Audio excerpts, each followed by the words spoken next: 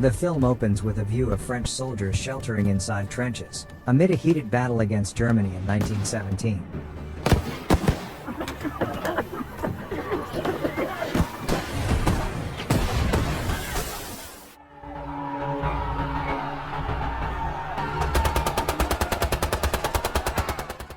As they make a run across no man's land, many of the soldiers fall, including one particular soldier who afterwards gets rushed to the medical tent, because he has 3 bullet holes in his abdomen. Okay, we have 3. Hold him down. A doctor manages to remove all of them successfully. But upon removing the 3rd bullet, he realizes something strange. There is a 4th bullet inside the man. The doctor promptly pulls it out. It's not a German bullet. And the doctor is right, it is not a German bullet, but rather a silver one. We move to the next scene where a woman named Charlotte arrives at a mansion, and inquires about someone's condition with one of the maids.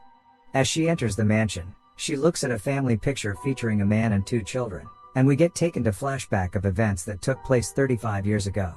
Charlotte was still a child at the time, growing up with her little brother Edward, and their wealthy landlord parents, Seamus and Isabel Laurent.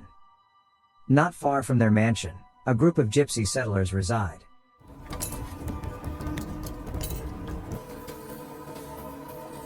We are then shown a view of someone making a denture filled with silver fangy teeth. A gypsy woman claims that the silver teeth has protected their people for generations. The silver teeth must be super important because the gypsy woman puts it on an altar and prays to it. Back to Charlotte's family, that night the town's elders, including Seamus Laurent, are discussing about getting rid of the gypsies from the land nearby. In fact, the gypsies claim that the land belongs to them, but the town's elders don't seem to want to let go of the land, and have already offered them something. Right that next morning, Seamus Laurent sends his men to attack the gypsy settlement.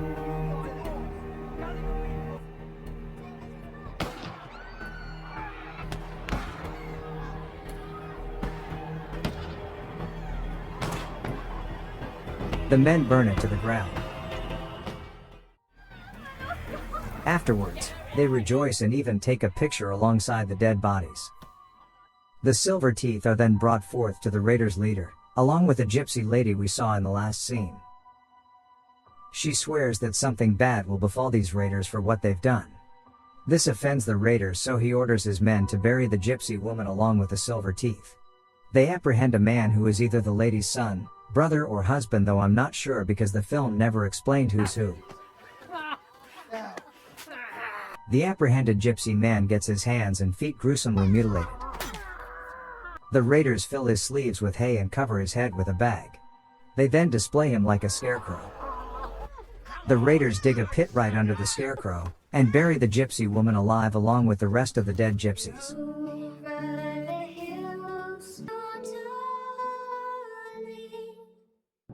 The night after the gypsy massacre, little Charlotte has a nightmare about the place.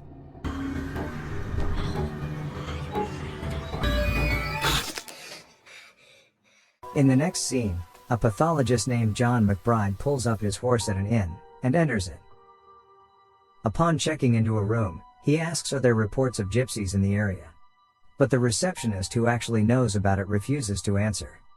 When McBride moves to sit down for supper at the inn, a police lieutenant Alfred Moliere comes up to him, and takes note about how McBride was asking about gypsies in the area. Lieutenant Moliere tells McBride that the town really could use McBride's help as a pathologist. We then move to the next scene, where Charlotte's brother, Edward, treads through the woods, and finds the gypsy scarecrow. He gets a strange urge that prompts him to scour the ground, where he finds the silver teeth. And then he sees the gypsy woman in the distance.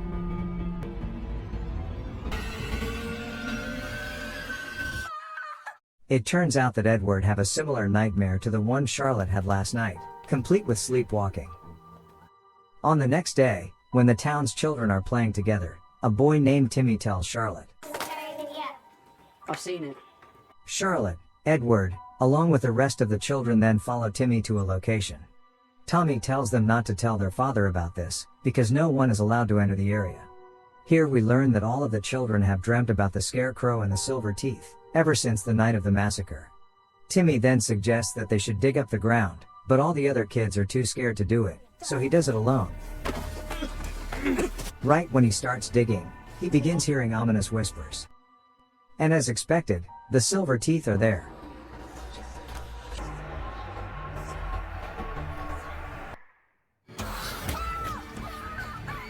It seems that now Timmy is possessed to use the teeth. He then attacks Edward, who immediately tells everyone to run for their lives. Charlotte returns home in a panicked state, followed by two servants carrying a sick-looking Edward. A doctor is immediately summoned to examine Edward inside a dark bedroom. According to the mother, sunlight seems to hurt Edward now. The doctor makes nothing of it, and later simply concludes that Edward suffers from an infection, caused by a wild animal bite wound, and after taking some medication he should be fine. Thank you, doctor. That night, Charlotte has yet another dream about the scarecrow field along with flashes of Edward getting attacked, but this time it is even scarier.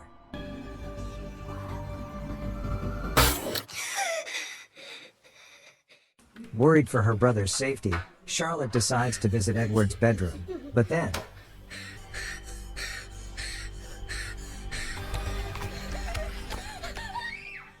her scream wakes up her father Seamus Laurent, who immediately goes to check on Edward, but unfortunately Edward is now gone. Seamus Laurent sets up a search party, and they sweep through the woods, but they return from the search empty-handed. Back in town, the police lieutenant knocks on John McBride's door, and tells him about how a boy, aka Edward, is reported missing and that they could use McBride's help. The lieutenant thought McBride might be interested, because this might be connected to a so-called Gypsy incident that happened in the area recently. Meanwhile, Charlotte decides to visit the chapel to pray, right when she sees Timmy there. He signals for her to follow him, and the two sneak into the confession booth to talk alone. Timmy claims to not recall anything that happened, and asks Charlotte what's wrong with Edward. Use the teeth to buy Edward. The shaken Timmy then recites a Bible verse about how Judas was paid 30 pieces of silver to betray Jesus, and somehow concludes that the teeth must be made out of the same silver that was used to pay Judas. He's also convinced that they are all going to pay for the mistakes their elders made. We're all going to die. Overwhelmed, Timmy storms away from the chapel, and sees Edward staring at him from the edge of the woods. Edward! Timmy runs after him.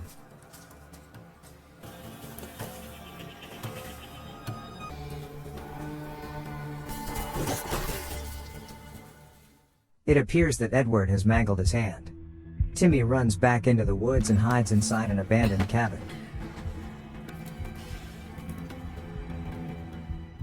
McBride has now arrived at the Laurent's residence, accompanied by Lieutenant Moliere.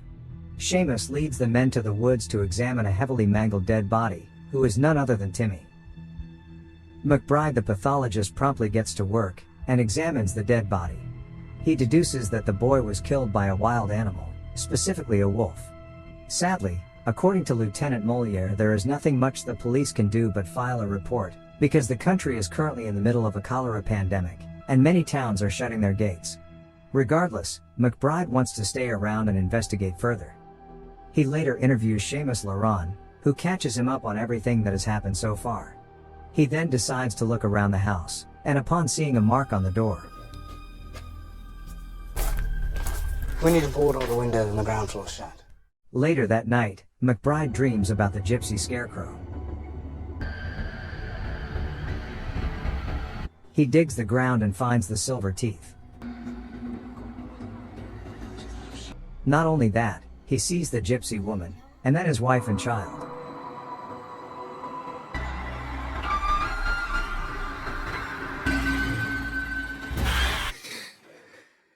On the next night, instead of sleeping, John McBride decides to scrape dried blood from the mark on the door, and study it. He mixes it with his own blood, and discovers a parasite-like substance surrounding his blood.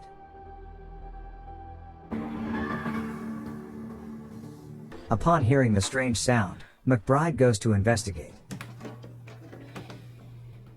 He sees a creature through the gaps of a boarded-up window.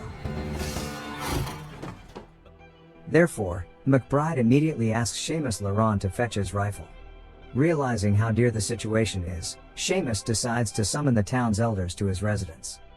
The elders are then informed of a possible wolf roaming around town, and they begin talking about a beast in the town of Gévaudan that was so dangerous that they had to summon the army to take it down. They suspect that a similar situation could be happening here, but the army would not be deployed unless the situation is confirmed. For the time being, all they can do is stay home and board their windows shut. On the next day, 3 townsfolk decide to step out and work in the fields despite everything that's been going on. Hearing the strange sound, one of them attempts to investigate its source. After one of them left, it turns out that the other guy has been attacked by a strange creature. Jacob?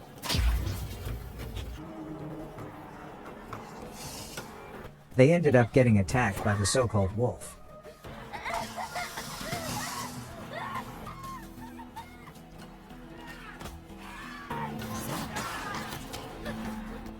The woman named Anne-Marie manages to slip away and makes it back into town.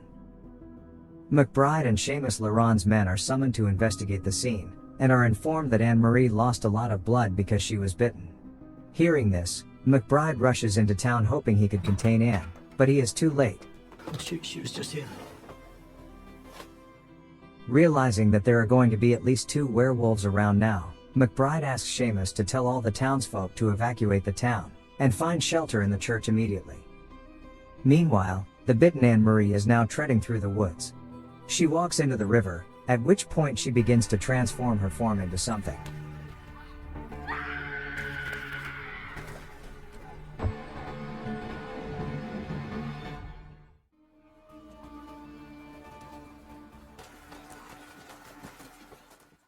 After all the townsfolk are evacuated, McBride returns to the Laurent residence and has a conversation with Isabelle Laurent.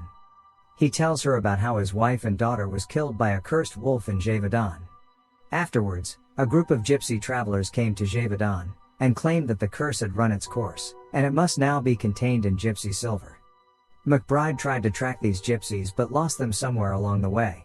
Isabelle tries telling him about the gypsy massacre that her husband did, but they get interrupted. And the elders. That's enough. On the next day, McBride decides to take his investigation to the next level. He goes into the woods just as he saw in his dream, and lays traps for the wolves.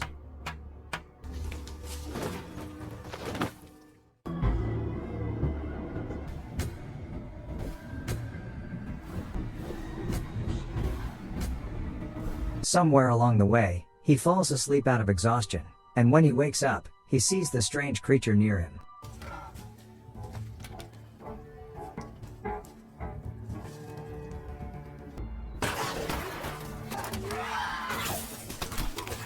Luckily, he manages to defeat the creature.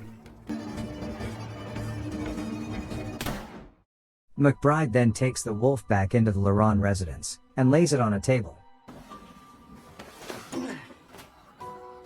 He begins dissecting its flesh, and the elders stare in bewilderment at the sight of something moving underneath.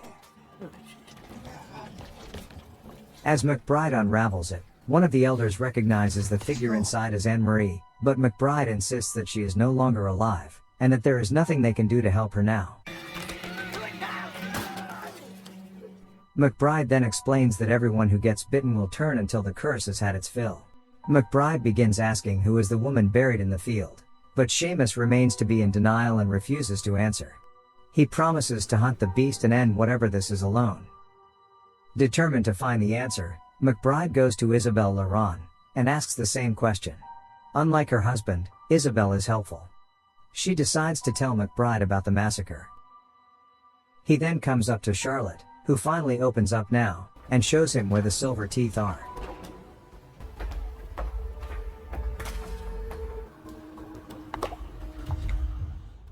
Meanwhile, Seamus Laurent has gathered a hunting party, determined to hunt the werewolf himself in the woods. Little did Seamus knows the werewolf actually roams just outside his home.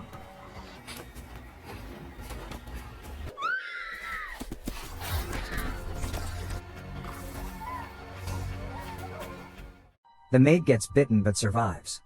We all can guess where this would lead.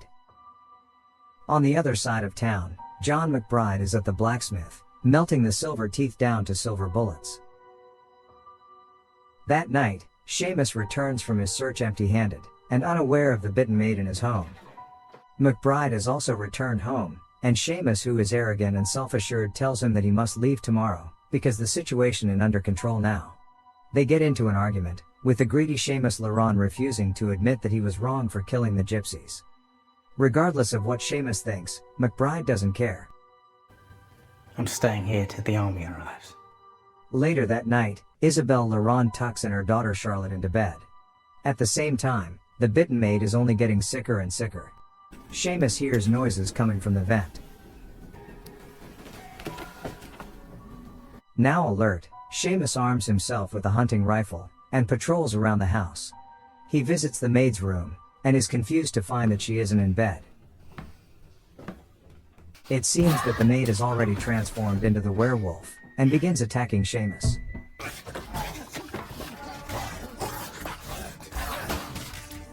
McBride heads upstairs upon hearing the gunshot, only to find the maid's quarter burning.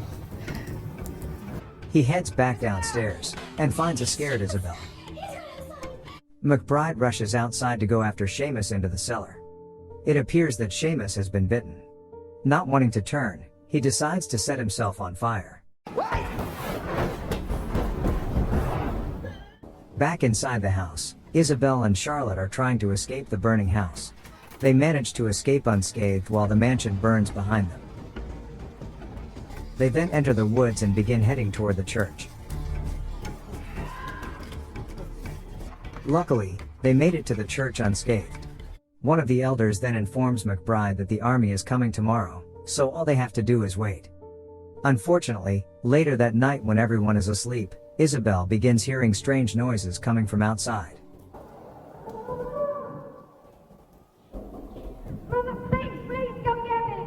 It is Edward, calling for her and asking for her help.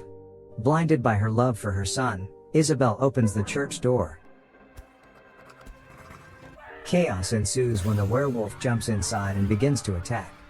The townsfolk are panicking left and right, but Isabelle is still adamant on protecting her son. All of a sudden, werewolf Edward lunges at her and attacks her, leaving McBride no choice but to shoot his silver bullet, effectively hitting both infected Isabelle and Edward. With the silver bullet lodged inside, Edward returns to his human form. It is at this point we learn that the soldier in the beginning of the movie is adult Edward, and that he dies in future, right after the bullets are pulled out. In her last moments, Isabelle embraces her son and reminisces the memories she shared with him. She pulls him to her arms, and takes her last breath.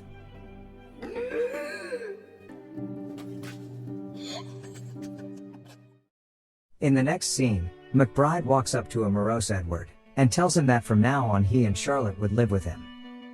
We are then taken back to the future, where it turns out adult Charlotte is visiting an old McBride.